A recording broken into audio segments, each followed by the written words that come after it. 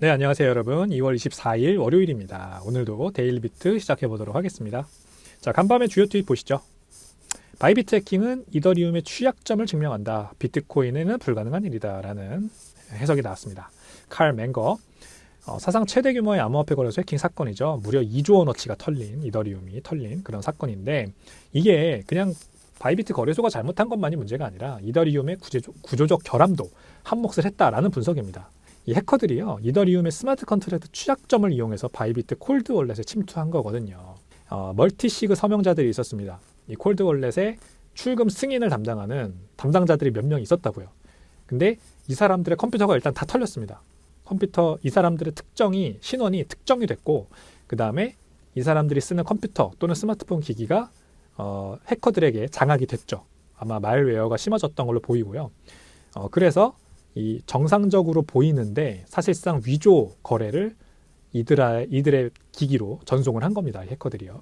그래서 하드웨어 월렛, 콜드 월렛으로 봤을 때는 이 멀티시그 서명자들이 정상적인 주소로의 전송 요청인 것 같았대요. 화면에는 그렇게 보였다는 거죠. 근데 알고 보니까 이 요청에 승인을 하면 숨겨진 스마트 컨트랙트 코드가 있었던 거죠. 그래서 이 코드가 딱 작동이 되면서 이 해커들이 콜드 월렛에 대한 통제권을 획득할 수가 있었던 거라고 합니다. 비트코인은 아주 간결하게 거래만 지원을 합니다. 전송, 거래만 지원을 하고 이런 종류의 복잡한 스마트 컨트랙트 코드를 애초에 포함을 할 수가 없어요. 그래서 이런 공격이 불가능합니다. 그래서 아주 심플하고 간결한 코드가 바로 비트코인의 장점이죠. 근데 이더리움은 스마트 컨트랙이라고 하는 아주 무거운 어떤 짐을 딱 얹어놓다 보니까 이런 이제 취약점이 존재할 수가 있는 거고, 그래서 이 기본 레이어, 우리 비트코인의 기본 레이어 또는 이더리움도 기본 레이어, 이 기본 레이어의 보안과 신뢰성을 위해 코드를 최소화하고 혁신은 상위 레이어에서 이루어지게 하는 게 올바른 방법이다. 이게 다시 한번 강조되는 일이었다라고 할 수가 있겠습니다. 이더리움의 바이비트 거래소 해킹 사건, 이더리움의 복잡한 코드 구조, 이것도 역할을 했다라는 점이고요. 다음은 이제 마이크로소프트 양자 컴퓨터 마조 뭔가요 이름이? 갑자기 기억이 안 나네. 마조라나라고 하면 안 되죠. J지만 마요라나 1 양자 컴퓨터 칩에 대한 요즘 그 반응이 뜨겁습니다. 그래서 이 리버 파이낸셜이라고 하는 비트코인 금융 기업이 비트코인도 양자 내성 도입이 시급하다 이런 트윗을 올려서 제가 가져와 봤습니다. 마이크로소프트 마요라나 1 칩 공개와 관련해 비트코인의 양자 내성 개발 어떻게 되고 있나? 일단 양자 컴퓨터는요, 그동안 극저온 유지와 노이즈 제거에 막대한 비용이 들고 수 마이크로 초 동안만 작동하는 한계가 있었습니다. 그러니까 컴퓨터를 딱 키면 뭐해? 어차피 아주 수십 분의 1초만 딱 작동하고 그냥 에러 나서 꺼져버리는 그런 게 이제 한계였다는 거죠.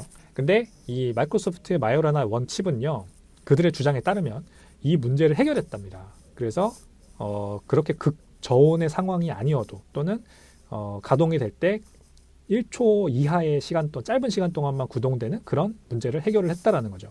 그래서 이 마이크로소프트의 사티아 나델라 CEO가 2027년에서 2029년 동안에 100만 큐비트까지 달성이 가능하다라고 포부를 밝혔죠.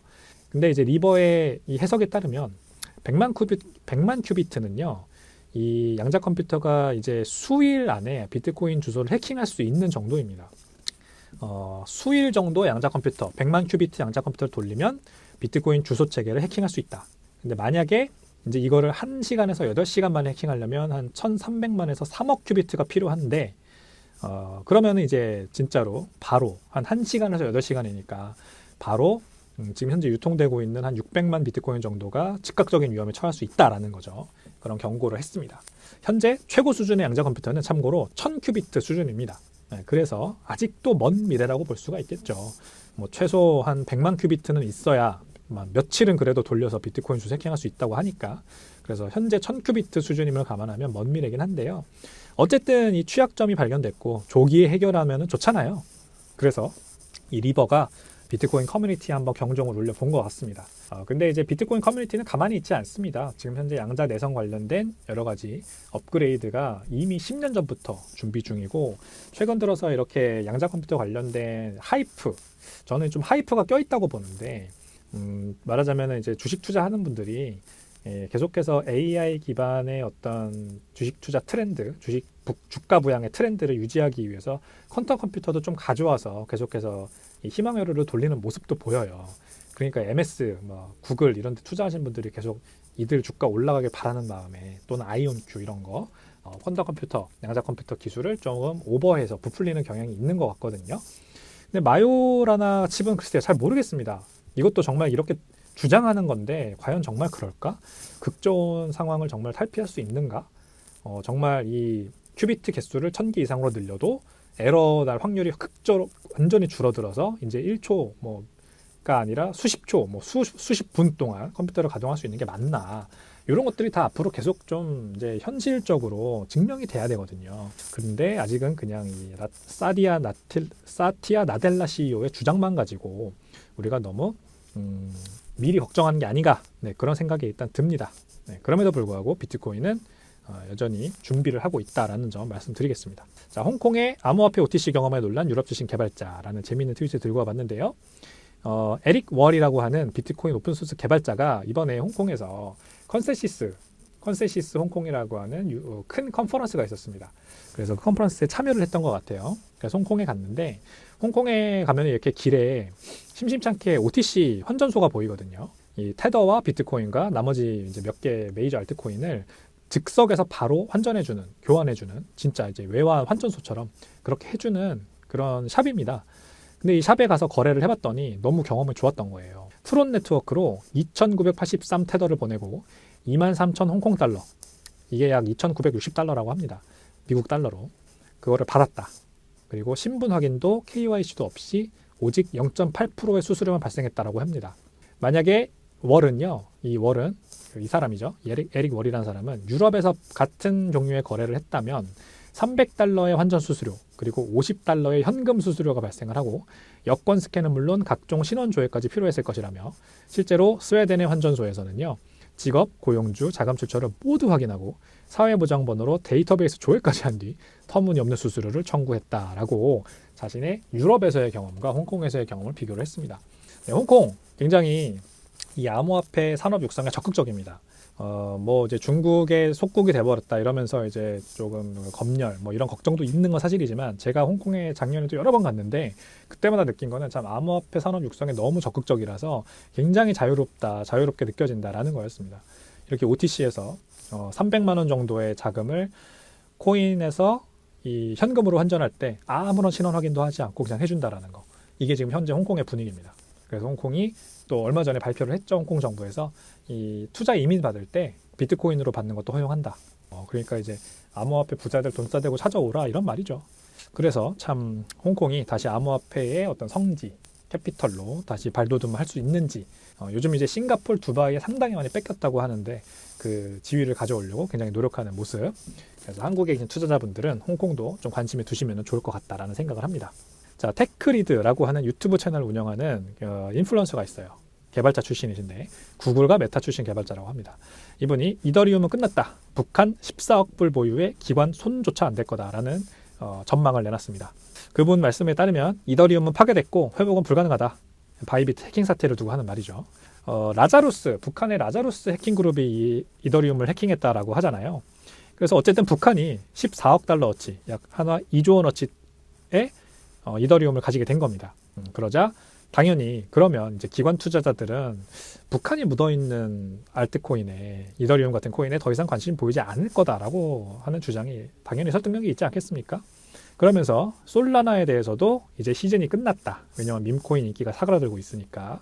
그리고 테크 산업 전반에 대해서도 허상의 로봇들, AI 과잉 투자, 양자 컴퓨터라는 환상. 이분도 양자 컴퓨터는 아직 환상이라고 생각하시나 봅니다. 그래서 이거 외에는 없다라고 비판을 하며, 이제 남은 거는 자본 보존, 캐피탈 프리저베이션. 그러니까 내가 그동안 쌓아온 자본을 이제 더 안전한 곳에 파킹해서 보존하는 니즈만 남았다라고 시장을 해석을 했대요. 요즘 금값이 많이 올라가는 것도 사실 이거의 반대급부라고 생각할 수도 있지 않겠습니까? 그래서 이분의 결론은 즉 이제 비트코인만 남았다라고 결론을 내렸답니다. 저도 상당히 동의하는 부분이 있습니다. 결국 비트코인 뭐 당연히 가격 많이 올라갈 것 같으니까 이제 주식 투자하는 것처럼, 위험자산 투자하는 것처럼 기대감에 투자하는 것도 있지만 요즘 비트코인에 들어오는 유동성의 종류는 좀 다른 것 같습니다. 기관 투자자들이 보유량을 늘리고 그다음에 기업들이 사고 국가 단위에서 비축을 하고 막 이런 것들이 이 캐피탈 프리저베이션, 자본 보존의 니즈로서 비트코인을 사는 거 아닌가. 앞으로 뭐 모르겠어요. 거품이 많이 쌓인 것도 사실이고 지금 미국 주식시장도 상당히 비싸죠. PER 기준으로 봤을 때 역대급이고 맞습니다. 이번 말씀처럼 AI도 과잉 투자가 있고요. 분명히 뭐 로봇 시대가 온다면서 막 여기로 막 투자가 몰리고 양자 컴퓨터가 갑자기 막 또 막 반짝반짝하면서 막 사람들의 관심이 늘어나고 이런 것들이 조금 거품이 쌓여있다라고 저도 보이기 때문에 비트코인 지금은 비트코인이 답이다라는 생각입니다. 지난주에 버크셔 해서웨이의 이제 분기 실적이 발표가 됐죠. 근데 여기에 나온 게 또 이제 굉장히 좋은 인사이트가 있어서 가져와 봤는데요. 버크셔 해서웨이 현금 3,440억 불로 신기록입니다. 버핏은 과연 무엇을 내다보고 있느냐? 이 코베이시 레터라고 하는 트위터 계정이 이제 큰 장문의 스레드를 달았길래 제가 내용을 요약해 가져와 봤는데요. 일단 버크셔 해서웨이의 현재 현금 비중, 역대급 현금 비중이라고 합니다. 절대 금액으로 봐도 역대급이지만 현재 전체 자산 대비 현금 보유 비중으로 봤을 때도 역대급이라고 합니다. 현재 버크셔의 현금성 자산은 3,440억 달러, 2024년 한 해에만 1,452억 달러가 증가를 했대요. 이 중에서 2,865억 달러가 미 국채입니다. 단기채, 2년 단기채입니다. 근데 주목할 게 버크셔의 이 미 2년 단기채 보유량이 연준이 가지고 있는 것보다 많습니다. 연준은 1,953억 달러 가지고 있고요. 버크셔가 2,865억 달러 가지고 있어서 버크셔가 무려 912억 달러나 더 많이 가지고 있다고 합니다. 버크셔가 그만큼 이제 보수적으로 자본 운영을 한다는 거겠고 또 2024년 4분기에 자사주 매입을 전혀 하지 않았대요. 이게 2분기 연속이라고 합니다. 원래 항상 자사주 매입을 해서 주가 부양을 하는 걸로 유명한데 전혀 사지 않고 있죠. 그러면서 뭐라고 하냐면 버크셔 해서웨이 자사주가 자기네 주식이 다시 내재 가치가 시장 가치가 다시 내재 가치 밑으로 내려가면 그때는 자사주 매입을 하겠다라고 얘기를 했답니다. 그러니까 아무리 자기네 회사 주식이지만 비싸다는 얘기를 한 거죠. 자, S&P 500 지수가 지난 2년 동안 23% 상승을 했습니다. 매년 23% 상승하고 그런 강세장에서도 전체 자산의 약 27%를 현금으로 보유하고 있다. 이게 이제 시장을 버핏이 상당히 경계하고 있다는 거 보여주는 거겠죠. 근데 다만 버핏은 애플 지분을 다시 늘리기 시작했어요. 4분기에 50억 달러를 추가 매수했습니다. 계속 이제 애플 주식 비중을 줄여나갔죠. 근데 4분기에는 다시 늘렸다. 그런 변화가 있었고 그 다음에 2024년 여전히 주식 투자 그 비중이 높습니다. 약 528억 달러를 기록을 했대요. 주식 투자에 대한 수익만 528억 달러 기록을 했다고 합니다. 그래서 여전히 상당한 규모의 주식 포지션을 유지하고 있는 것도 사실입니다. 그래서 버핏이 완전히 주식시장을 떠난 건 아니라는 것도 우리가 기억을 해야 되는 거죠. 어쨌든 이 버핏이요 1964년 이후로 60년간 연평균 19.9%의 수익률로 전체 누적으로 보면은 550만 %의 수익을 올렸대요. 같은 기간 S&P 500은 39,000% 올랐다고 합니다.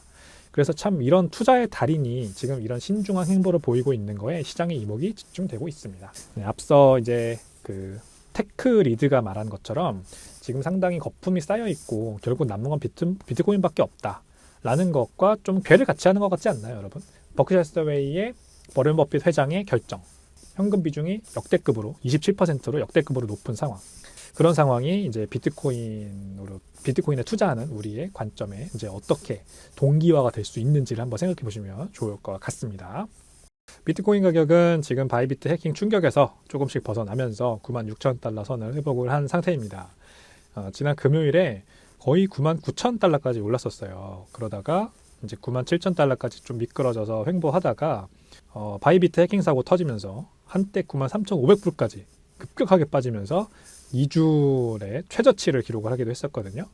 근데 이제 가격이 올랐던 이유는 일단 코인베이스의 SEC 소송이 취하될 수 있다. 이런 이제 긍정적인 소식 때문에 비트코인 가격이 99,500불까지 다시 10만 불 언저리까지 올랐었는데 그 뒤에 바로 이제 바이비트 해킹 사실이 알려졌죠.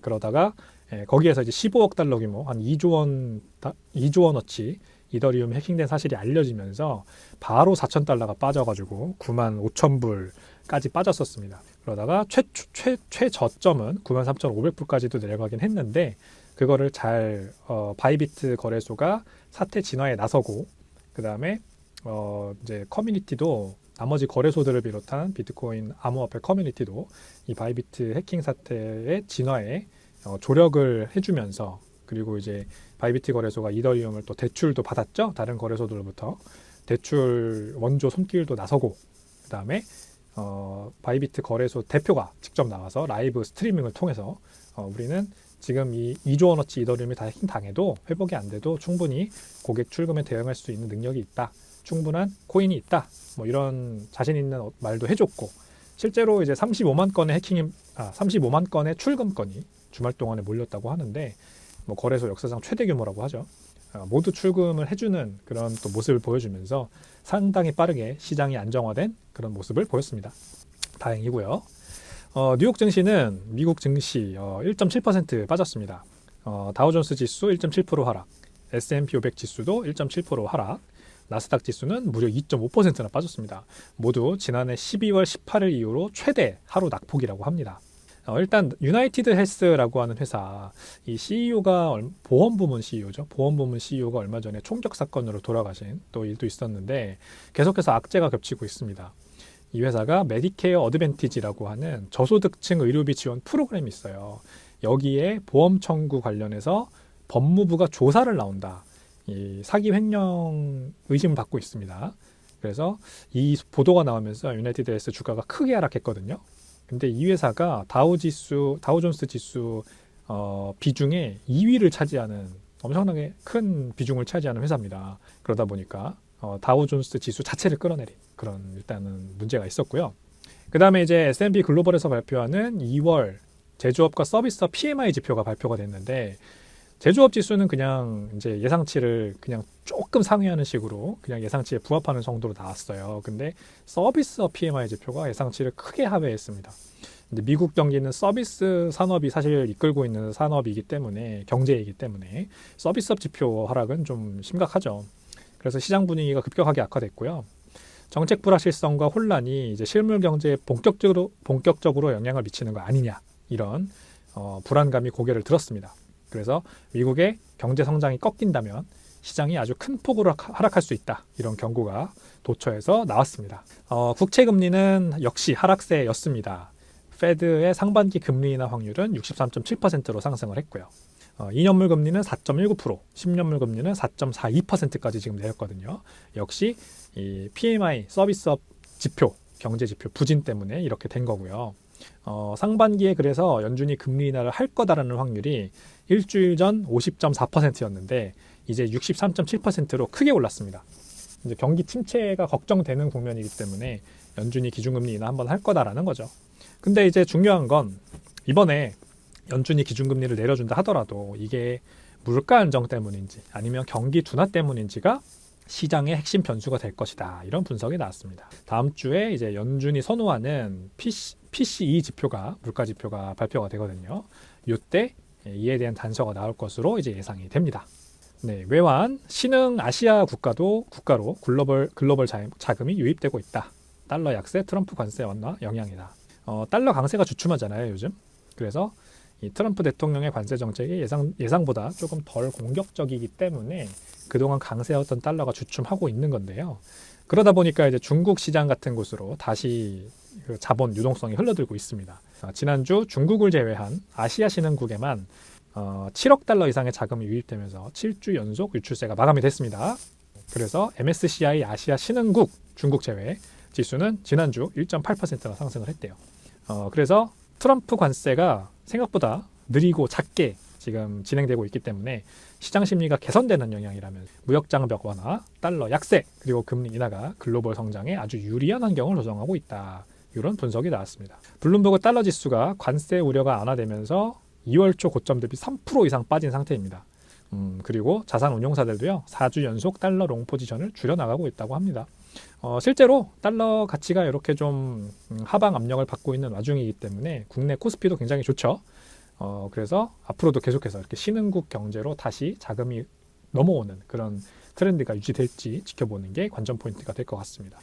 미 관세 정책이 금값을 떠받칠 거다라는 전망이 나왔습니다. 금광업체 알라모스 골드의 CEO인 존 맥클러스키가 미국의 무역 장벽이 금값을 더 끌어올릴 것이다 라는 전망을 했습니다. 바로 앞전에 말씀드린 이 국채금리 또는 외환 전망과는 상당히 다른 부분이죠. 아무래도 금광업체를 운영하시다 보니까 이런 전망을 할 수밖에 없는 것 같긴 한데, 어쨌든 이분은 무역 장벽은 본질적으로 인플레이션을 야기하며 이는 금값에 긍정적이다.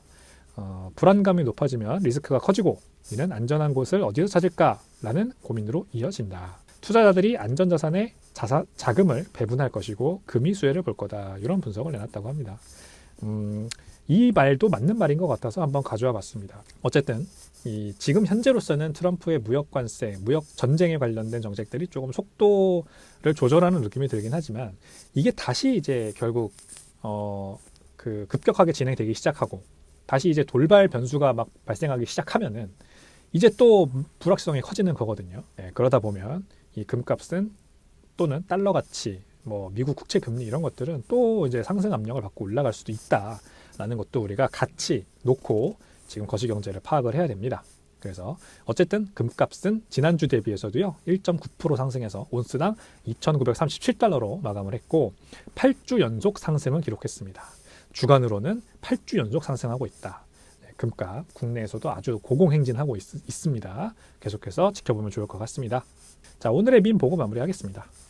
맥도날드 티셔츠를 입고 잠자리에 들고 이제 다시 한 주의 9to5 생활을 화이팅을 외치면서 각오를 다지고 있는 젊은 청년의 모습이죠. 젊은 청년 맞나요? 얼굴은 굉장히 사갔는데 아무튼 이 친구가 또 한 주의 9to5 근무가 기대된다. 가보자 라고 스스로를 독려하는 장면입니다. 자, 비트코인으로 부자가 되는 사람들은요 다 투자로 대박을 꾸는 사람들이 아닙니다. 이렇게 평범한 직장인처럼 월요일 아침을 맞는 사람들입니다. 그래서 항상 성공이란 특별한 뭔가가 아니에요. 매일 성실하게 출근하며 자신의 일을 해내는 과정의 결과가 바로 성공입니다. 그 과정에서 우리가 비트코인을 열심히 저축하듯이 계속해서 사 모으다 보면 그게 결국 성공의 길로 가게 됩니다. 그래서 오늘도 각자의 자리에서 묵묵히 일하시는 모든 분들 파이팅 하시고요. 좋은 월요일 보내시길 바라겠습니다. 저는 내일 다시 돌아오겠습니다. 안녕히 가세요.